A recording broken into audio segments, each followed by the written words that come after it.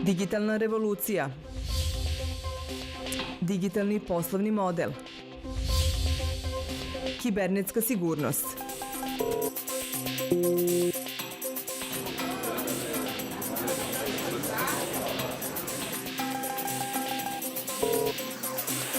Dobroveče i dobrodošli u emisiju o digitalnoj ekonomiji. Ja sam Branislav Vujović, predsjednik firme New Frontier Group. Članice New Frontier Group su u našem regionu Saga u Srbiji, Crnoj Gori, Makedoniji i Bosni i Hercegovini, NF Slovenija, Smart, NPS i New Frontier Innova. Današnju emisiju počinjemo pitanjem. Da li znate koja je najstarija kompanija na svetu? Ili bar iz koje je zemlje? Ili iz koje industrijske grane dolazi? Najstarija kompanija na svetu je firma Kongo Gumi iz Japana. Osnovana je, verovali ili ne, 578. godine i bavi se građevinskim poslovima. 1440 godina. Na listi prvih 10 najstarijih firmi na svetu, 6 su iz Japana. U Evropi je najstariji restoran Stiftskeller Svetog Petra u Salzburgu, koji se prvi put pominje 803. godine. Tvrdi se da su u njemu, među ostalima, bili gosti Mozart, Kolumbo. Iako postoje tako stare kompanije, nije ni malo lako održati poslovanje kroz tako dug period, a posebno u vreme ratova ili velikih promjena kao što su industrijske revolucije. Tako je i danas, kada digitalna revolucija može lako da prekine to poslovanje ako se ne prihvate promene koje nameće. Analiza dugovečnosti svih kompanija na američkoj berzi pokazuje da su u poslednjih 40 godina prosečni životni vek firmi skoro prepolovio, sa 60 na manje od 30 godina. Drugi trend je da se promenilo raspoloženje investitora. Oni su ranije ulagali u kompanije koje su posjedovale materijalna sredstva, fabrike, mašine, zgrade, hotele, i materijalna sredstva su imala veliki uticaj na vrednost kompanije. U poslednjih 40 godina investitori sve više ulažu u firme koje nemaju materijalna sredstva, već posjeduju intelektualnu svojinu, patente, klijente, informacije, rešenja i poslovne modele koji donose i povećavaju vrednost firme. Taj proces dematerializacije je doveo do dvostruko većeg ulaganja i samim tim vrednovanja firmi koje imaju nove digitalne poslovne modele. U 2015. godini tržišna vrednost 500 najvrednijih kompanija u svetu se sastojala od 87% vrednosti koja dolazi od nematerijalnih sredstava, za razliku od 1975. godine kada je taj odnos bio obrnut u korist materijalnih sredstava. U prethodnoj emisiji smo govorili o poslovnom modelu platforme za koji su investitori najviše zainteresovani. Govorili smo i o kompaniji koja u 5 godina samo postoji, a vredi 2 puta više od kompletnog bruto proizvoda Srbije. Kako internet i digitalna ekonomija mogu da utiču na dugovečnost firmi? Kako digitalna transformacija može da produži vek kompanije? Pozitivni primjeri su Lego, Netflix, Microsoft, Walmart i mnogi drugi, a negativni Kodak i Blockbuster. Kako se sprovodi digitalna transformacija u Srbiji? Ovde ćemo govoriti o primjeru primjene digitalne transformacije u bankarstvu. Šta i koliko se menja u poslovanju naših banaka? Da bi što bolje objasnili digitalnu transformaciju u bankarstvu u Srbiji, pozvali smo u goste Vuka Kosovca, izvršnog direktora Societe Generale banke u Beogradu. Vuče, dobrodošao. Dobar dan, Branislav. Dobar dan. Prvo pitanje.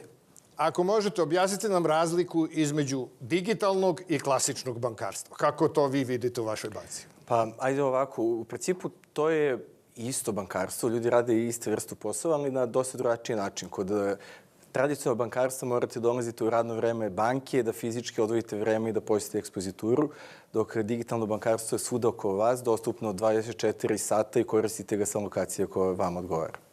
Jasno.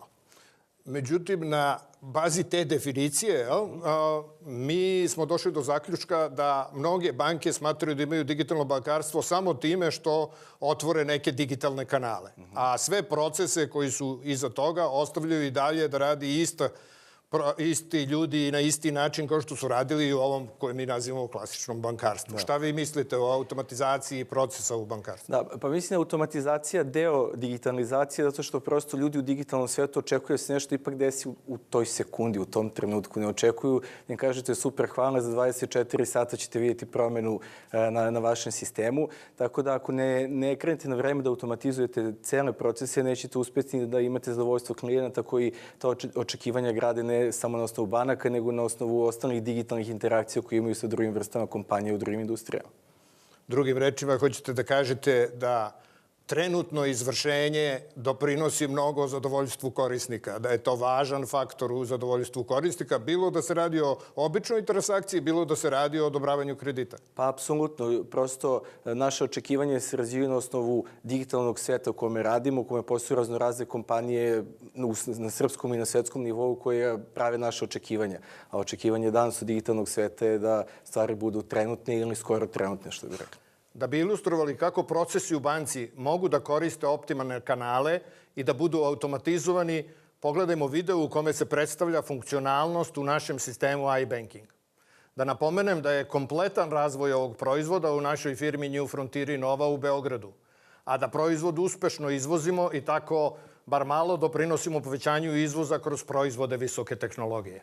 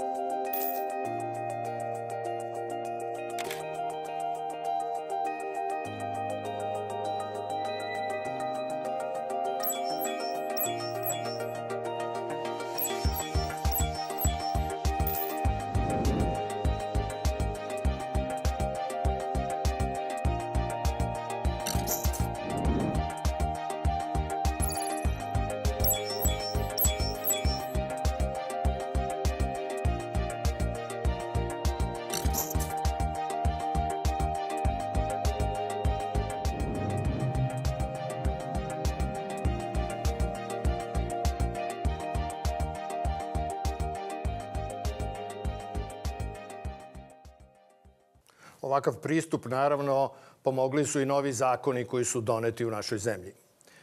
Da se vratimo na rezultate Societe Generala u prošloj godini, vi ste objavili zaista dobre rezultate. Kakvi su brojevi u vezi sa digitalnim bankarstvom kod vas? Da, dobro pitanje. Sećam se kad smo pokretali našu digitalnu ekspozituru, krenuli smo taj projekat pre par godina, to je bilo recimo 4 godine, su ljudi rekli pa dobro, nije još trenutak, tada je možda negde prosečna aktivnost na iBanku bila oko 5% nivou tržišta. Međutim, verovali smo da je pravi trenutak i to se pokazalo, tako da praktično 2016. smo završili sa nekom aktivnosti internet bankarstva oko 50% na našoj bazi, što mislimo je zaista sjajno i vidimo mogućnost za dalji rast. A vi ste uveli i neke proizvode u tom digitalnom bankarstvu koji su kompletno automatizovani. Kakvi su rezultati na tim proizvodima? Pa, brojevi su jako slični. Znači, zavisno od proizvoda, procenat prodaje stvarno ide i preko 50%, tako da ljudi jako brzo prihvataju novine onda kada vide da mogu da uštede vreme kad je jednostavno. Definitivno je cilj da taj neki prvi korak dobiju podršku u ekspozituri, jer često naši bankari pomažu klijentima da prođu taj prvi put zajedno sa njima, nadalje nastavaju da rade sami. Evo već u našoj drugoj, sad je kraj druge, početak treće godine poslovanja, vidimo da su ti iznosi stabilni iznad 50%. To je izvanredan rezultat. To je fantastičan rezultat. Ali niste vi uzeli samo stare proizvode da ih prebacite na digitalne kanale. Vi ste malo i promenili i prilagodili proizvode na neki način za digitalne kanale. Pa to je jedno od ključnih pitanja, zato što i verovatno greške kompanije je da samo prebaci proizvode ili proces distribucije sa fizičkog na digitalni svet. Definitivno su procesi maksimalno pojednostavljeni, proizvodi su pojednostavljeni. Na webu nemate toliko opcija kao kad sedete ispred bankara i razgovarate sa njima o svim opcijama koje imaju, ali su prilagođeni potrebi ljudi koji pristupaju tim kanalima, pogotovo što tu imate i dosta informacija o klijentima, tako možete prilagoditi proizvodi samom klijentu. Tako da vrlo često na samo nekoliko klika čovjek može završiti svoj posao. A kažite mi, kako se promenio partnerski ekosistem? Šta ste promenili u tom delu? Da li su partneri ostali isti kao i u klasičnom bankarstvu ili imate i neke nove ideje i nove partnere? Pa, partnerski sistem evoluira i evoluirat će, to je sigurno. Ono što vidimo iz svetskih trendova da, ne znam, Uber koja je kompanija koja se bavi prevozom, postavi Uber Eats i počne se raznosi hranu, a u stvari se svede da je to kompanija koja se bavi podacima. U tom nekom smislu kompanije koje sarađuju između sebe imaju zaista mogućnost da znanje o svojim korisnicima ponude kroz partnersku mrežu i iskoriste korisničko iskustvo. Mi smo konkretno sa VIP Mobilom razvili jednu zajedničku ponudu gde klijenti sa jednim odlaskom u jednu lokaciju VIP Mobila mogu da uzmu telefon ili da otvore račun u banci, dobiju mobilno bankarstvo i sve osnovne proizvode. Izvanredno. A kažite mi, mnogo se priča sada i o ovim novim pravilima koje uvodi Evropska zajednica PSD2 i GDPR. Kako vi posmatrate na to, s obzirom da u suštini vi niste u Evropskoj zajednici, ali morat ćete da se pridržavate nekih od tih pravila? Da, ajde da odvojimo GDPR i PSD2. GDPR je regulativa koja se tiče zaštite podataka, koja je jako važna, zato što smo rekli kompanije u digitalnoj transformaciji se najviše bave podacima, tako je bitno da ljudi budu sigurni da se s tim podacima postupa na pravi način, su oni na dobar način zaštićeni. Mislim, naša regulativa je već dosta dobra u odnosu od GDPR-a, svakako ćemo imati njihov razvoj da upotpuni i da budu usaglašena sa Evropskom unijom. Što se tiče PSD2, to je regulativa koja omogućava praktično trećim licima da dobiju pristup vašem računu u vašoj banci, ako im vi to naravno dozvolite. Ono što će omogućiti na jednostavniji način kompanijama da obave saradnju. I sad ću reći jedan konkretan primjer. Recimo, mi radimo sa jednim startupom koji se zove Paušal i koji omogućava paušalcima na jednostavan način da vode svoje knjige online uz pomoću aplikacije. I naravno tu postoji opcija da vi nešto morate da platite. I sad naravno izazov je danas ljudi mogu da to urade u Paušalu, pa onda uđu u naš banking pa izvrše plaćanje. U stvari prava usluga da mi povežemo ta dva sistema i da ljudi iz jednog sistema prosto urade klik i da izvrše svoj proces, svoje plaćanje. PSD2 treba da omogući, to možemo da radimo masivno i da kompanije kao što je Paušal mogu na jednostavan način da dobiju pristup računima svojih klijenata ako im klijenti ukažu to poverenje. Izvanredan primer, hvala vam za to. Kažite mi, kako vi vidite dalji razvoj digitalnog bankarstva ili bankarstva uopšte s obzirom na sve ove regulative koje dolaze, s obzirom na to što vi radite i pripremate? Neću da ulazim u neke od poslovnih tajni, ali recite nam globalno. Reći ću, ne znam, to je obično, svi kada pitaju kako će izgledati bankarstvo za 5 godina, stvarno svet se toliko brzo menja da kompanije koje iz nekog tradicionalnog biznisa koje se bave proizvodnjom automobila kažu nama je za 5 godina da postanemo kompanija koja se bavi podacima. Tako da jako nezahvalno prognozirati tako dugoročni period. Mislim da dobar rad sa podacima klijenata i kreirati ponude koje će odgovarati vašem načinu života u trenutku kada vi to želite, u stvari odgovor koji će banka morati da ima i da vam ponudi rešenje za plaćanje na najjednostavniji način onda kada vama to baš treba, a ne sutra dan, ne za 24 sata, takođe i za kreditne proizvode, da ako uđete u shop i hoćete u nekom trenutku kupite televizor, to možete odmah da uradite u saradnji sa vašom bankom bez potrebe da izlazite, čekate u redu, nabavljate papire i tako dalje, što zahteva razvoj cijelog ekosistema, znači ne samo banke, partnera i regulativa, pričali smo o tome, to sve ide u nekom dobrom trendu i možemo očekivati da, evo, možete za 2 godine da uđete u radnju bele tehnike i da kupite nešto klikom na telefon i izađete sa tim proizvodom. To zvuči dosta dobro i jednostavno i nadam se da će tako i biti. Slažem se s vama da podaci, odnosno informacije i personalizacija ponude su izuzetno važni u tome, a dodatno još na to je i čuvanje podataka i čuvanje tih informacija i zaštita njihova. Vi o tome sigurno mnogo vodite računa u Societe Generale u Srbiji. Pa definitivno radi na jednom i na drugom, kažem, u okviru GDPR-a i PSD2 je posebno samo našu lokalnu, nego cijele grupe, tako da zajedno sa kolegama koji su već u EU imaju tu regulativu, mi se pripremamo da spremno dočekamo i u Srbiji, budemo spremni i ponudimo pravi servis klijentima. Super. Jedno vrlo jednostavno pitanje. Da li je lakše ukrasti novac sa vašeg računa digitalno u banci ili iz vašeg džepa u tramvaju ili negde u gužvi na ulici? Šta vi mislite? Ovo je privatno pitanje. Ove što krade. Ne, ali vama lično privatno pitanje. Pa mislim da jednostavnije definitivno u tramvaju iz džepa. Hvala vam najviše što ste bili naš gost i želim vam puno uspeha. Hvala vam. Doviđenja. Prijetno.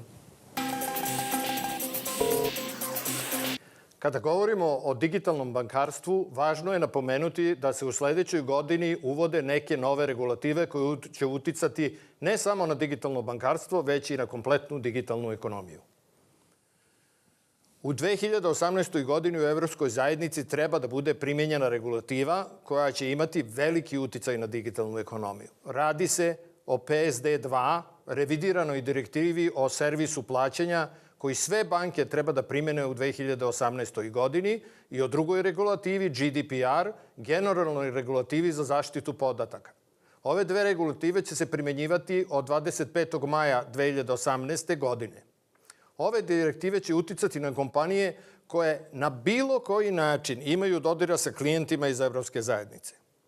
Na primer, ako banke daju usluge našim ljudima u Evropskoj zajednici ili ako neko od internet prodavnica iz Srbije, Makedonije, Crne Gore prodaje knjige ili bilo koje druge proizvode i usluge ljudima u Evropskoj zajednici, moraju da se pridržavaju ovih regulativa. Naravno, Slovenija i Hrvatska i druge zemlje Evropske zajednice moraju da je primene u potpunosti.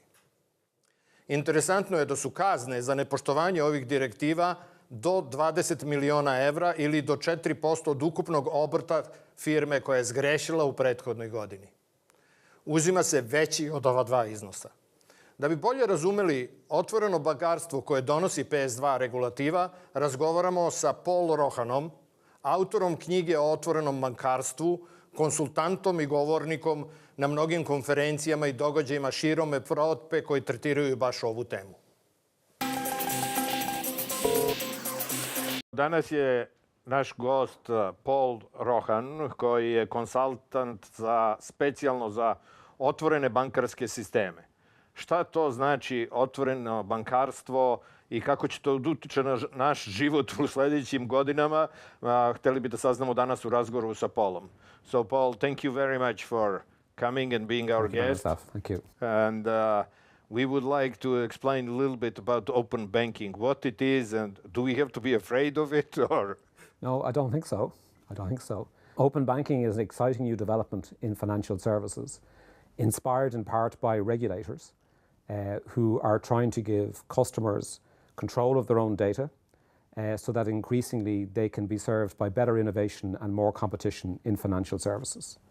But it's also part of a global trend towards ecosystems of services where data flows seamlessly between different solutions for customers and produce superior experiences for customers and faster growth for companies. So you are saying actually we can expect that we will have even a better experience in our future financial using future financial services on the systems. How do you see that? How that will influence, how we will see that benefit? Well, financial services, yes, we all like having beautiful software and beautiful solutions on our phones, but financial services are incredibly important for economies and societies in that the job of the financial services industry is to take excess capital from older mature businesses and older mature people and make sure that that excess capital goes to capital hungry businesses that are young and young households that want to expand, have bigger families, buy places to live. So financial services is incredibly important. And in that context, open innovation and increased sharing of data by companies with an interest in financial services can improve the efficiency of that process and grow the amount of smart lending and clever investment and increased efficiency in terms of how capital helps economies grow and help regional economies become more successful. And what in reality that means is that somebody can make payments even using his own account without the worry that this will be somehow abused because it goes, and that has to reduce the cost of, but that will also then support all of the digital economy in some way because the cost will go down, more and more people will feel comfortable of using it. So how do you see that part of development? Well, I see the development in that the technology that banks will use to enable this exchange of instructions and data with a third party are effectively components called APIs, okay? And these are the software equivalents of wall sockets, whereby a third party can plug a service into a wall socket provided by the bank into all of these payment accounts. But these APIs are the most crucial components of platform ecosystems. This is how apps plug into platforms. This is how the apps on your smartphone connect with the person who's sold you the smartphone. So in reality, PSD2 creates the infrastructure, both technology and legal, for banking to go from a hub and spoke between the bank and all its customers into a platform ecosystem where there are many service providers clustered around as apps on top of your payment account. So what you are saying actually, a lot of the big banks, are they in danger or not with this new system? Well, I don't think so. I think the bigger banks that have big capacity and big balance sheets, they will be regarding themselves as potential platforms. And their challenge will be they have many skilled staff that are highly skilled at running the bank as a product organization, but many of the techniques and disciplines of running a platform business are quite different. So mastering the technology is one thing, but mastering the skills of orchestrating an ecosystem is a different thing. You may find smaller banks deciding that they're going to specialize or concentrate in certain lending niches or deposit-taking niches, and perhaps the costs of being a platform in this environment are too expensive, and they will become quite specialized. So just as we've seen in other marketplaces outside of financial services, the growth of ecosystems and open innovation poses some very fundamental questions. First of all, what business are you in? Okay, and then secondly, in the context of that business, are you a platform or an app or both? So we are in front of the many changes in financial services. Do you see any difference between the banks which will go into the open banking in UK and the European Union because they are pushed by the regulation in one way, and the other way will be pushed by competition because the others will start doing it? And what will happen then with the banks which are in US or in Central and Eastern Europe, smaller countries, how they will play in this new? I think it's all a matter of perspective, okay? And the challenge I bring to my clients is you have to check your own behavior. And the most dynamic and mature ecosystems we can see are built around mobile computing and smartphones. And when you ask people, listen, in the future, can you see a situation whereby a service, no matter how well engineered and how well priced, if it's not in the right ecosystem, it's wasting its time? You know, when was the last time you went and searched on loads of websites for a service and just didn't look in the app store that you use for your business or for your personal life? And then they start to realize increasingly the platform guides my choices, and I don't look outside, I don't search outside the platform, because the platform has reduced the friction of my searching. And I think once they change their perspective, then it becomes a matter of the details. What does this do to my plans? What does this do to my day-to-day patterns of activity? Based on my new perspective, what position in the market do I wish to take up? So if we compare open banking with closed banking, it comes down to, do you believe open banking will become the dominant design of how financial services serves its customers and how it grows? And then if you do believe that, how long do you think it's going to take? Let's shortly go through the benefits for the clients and the benefits for the bank, because on the end, that's what regulation and European Union, both the UK regulators, want to achieve. So where do you see these final benefits? What will be easier for us? How about pricing? How about really availability of different services, financial services? Well, I think if this plays out with the logic we've seen in other platform ecosystems, customers will have a huge amount of choice at various stages of their financial lives and personal lives. So at the moment, I think the Android ecosystem has 2.8 million apps, and the Apple ecosystem has 2.2 million. So no matter how niche your needs, there's probably an app for you on every situation. I think as things stand in the industry, as I go through my financial life, I start out when I'm in my pre-teens with a savings account, and then my bank creates a proper account and then serves me when I'm a student. And then when I get qualified and become a professional, my bank has something for me. And then when I want to buy my first apartment or my first car, my bank has something for me, or my first home loan, my first investment, my first pension. I think no more than the millions of apps that you can get through your smartphone, we will see a situation where there are multiple providers of savings accounts for children and do nothing else. And there's multiple providers of solutions for students and nothing else, and multiple providers of finance for cars, your first apartment, your first home loan. So we'll see that type of choice and innovation, whereby as I go through my financial life, my data can travel, okay? And potentially the person who's offering my payment account historically may have got 80% of these opportunities, and now increasingly is only capturing 20, 30, 40, 50% of these opportunities. Paul, thank you very much. Thank you, Branislav. Zahvaljujemo se Paul Rohanu na ovom razgovoru koji smo vodili u Beču.